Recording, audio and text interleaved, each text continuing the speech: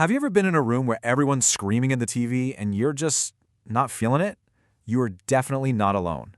It turns out you might be part of this huge group of people whose brains are wired completely differently. And today, we're going to dig into why that is. And spoiler alert, it has nothing to do with a lack of passion and everything to do with brain chemistry. I mean, really, if you've ever felt like an alien during the Super Bowl or just couldn't understand what all the fuss was about during the World Cup, then you're in the right place. We are about to get into the fascinating neuroscience behind why your brain might not be tuned into sports and why that's actually pretty incredible. Okay, so let's just start with the numbers here, because they're pretty staggering. About 60% of Americans say they're sports fans.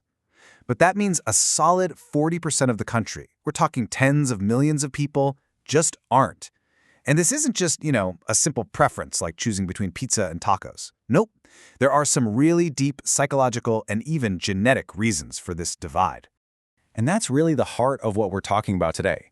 If it's not about lacking passion, then what is going on? Well, to figure that out, we actually need to go way, way back to our most basic, ancient human instincts. So the first big piece of the puzzle is our need to belong. I mean, for our ancestors, belonging to a tribe was literally a matter of life and death.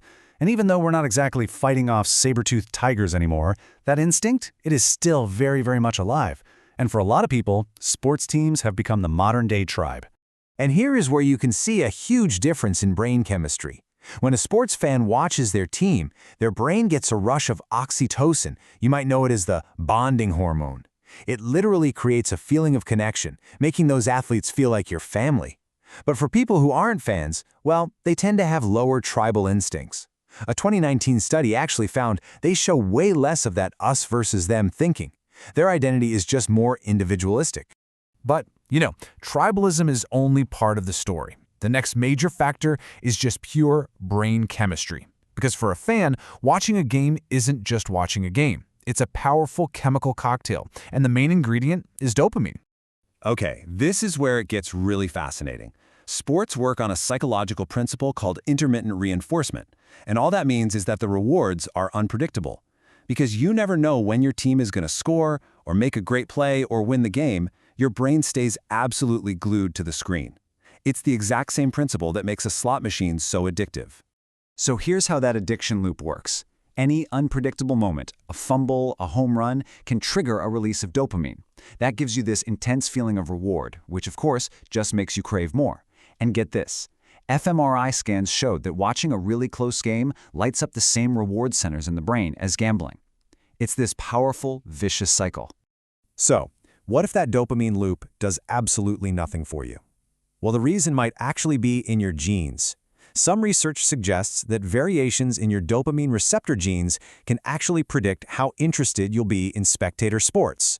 So your indifference? It might literally be written in your DNA. Your brain just isn't wired to get a kick out of that specific reward. This brain wiring also changes how we see ourselves. You ever notice how fans will say, "we won," but when the team loses, it's always "they lost"? That's a classic psychology trick called basking in reflected glory, or BIRGing. You connect yourself to the win, but you distance yourself from the loss. People who don't follow sports, on the other hand, tend to have a more stable sense of self, one that doesn't rise and fall with a team they have absolutely no control over. Now, all this might make it sound like non-fans are less emotional or maybe less caring, but the science actually points in the complete opposite direction. It's not about having less emotional energy. It's about spending it in different places. Think about it like this. Everybody has a certain budget for deep emotional investment. For non-fans, that empathy budget just gets spent somewhere else. So instead of a team, maybe it gets poured into social causes, or art and music, or deep personal relationships. You're still feeling all those powerful emotions of connection and belonging, you're just finding them in different arenas. And the research totally backs this up.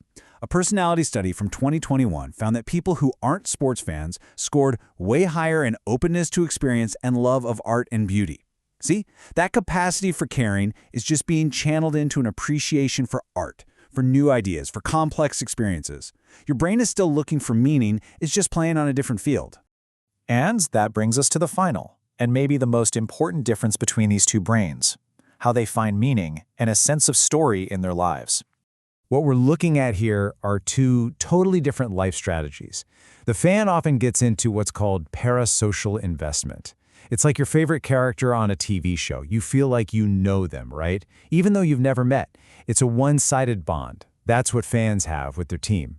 The non-fan, though, they tend to prefer direct engagement, putting their energy where it comes back to them. So really, it all kind of boils down to this one simple, logical question. Why would I pour so much of my emotional energy into an outcome I can't control, that's being performed by people I'll never even meet?